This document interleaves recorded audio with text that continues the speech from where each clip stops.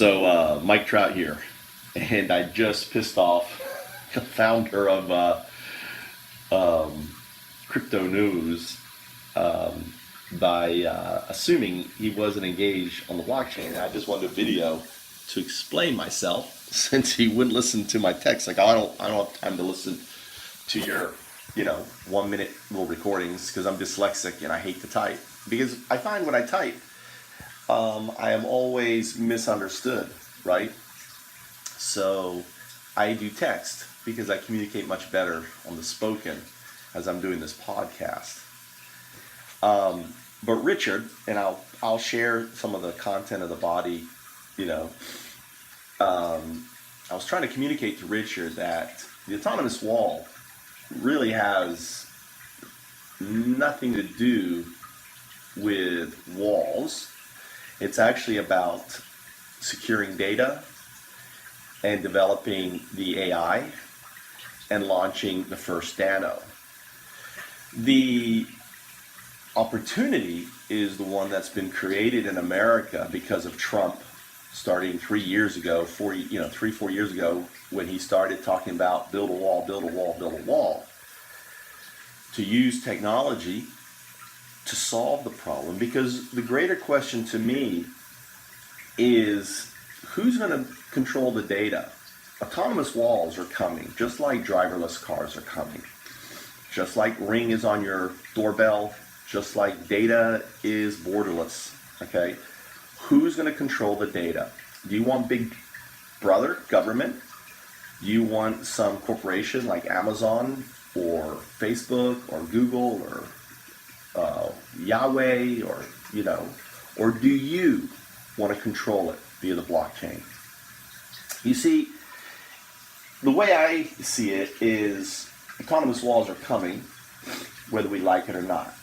And we have an opportunity to leverage the political dynamics that are happening in America because of a stupid wall to not only push the blockchain further forward, but more importantly, to launch DANOs. You see, DANOs, or decentralized autonomous nonprofit organizations, are important because they ultimately are the future entities that run everything. DANOs exist exclusively on the blockchain. There is no corporate office. There is no individual. There is no founder, okay? Well, there will be a person credited as being the founder, but that person isn't going to become own $100 billion because he's the founder. Like Bezos, or whatever his name is, or the guy from Facebook, and so on and so on and so on. Right? Because these future entities are launched by the people for the people. They put the control in the hands of the 99%. So in regards to big data, the way I see it is where imagine if we can be first to market for building autonomous walls, where we make other products redundant. All the data basically is stored and kept on a blockchain for 9 months. If you have a unique private key as an individual, or your car, or anything you own will have an autonomously generated private key that if videotaped, you get notified. Hey, your car was in the video. Do you want it masked out, right? Your car was involved in a crime. Do you want law enforcement to know? Okay. Obviously, if you're the criminal, you'd say no. But guess what? If you were the person having the crime committed against you, you'd say yes. And when that happens, it would go to a third-party arbitrator who'd look at it, and then, or multiple third-party arbitrators that would look at the data and make the decision, yes, this was a crime. Or let's say you were walking down the street and you get mugged. And guess what? There was an autonomous wall in place, and the data was captured. Would you want that data for your protection and evidence?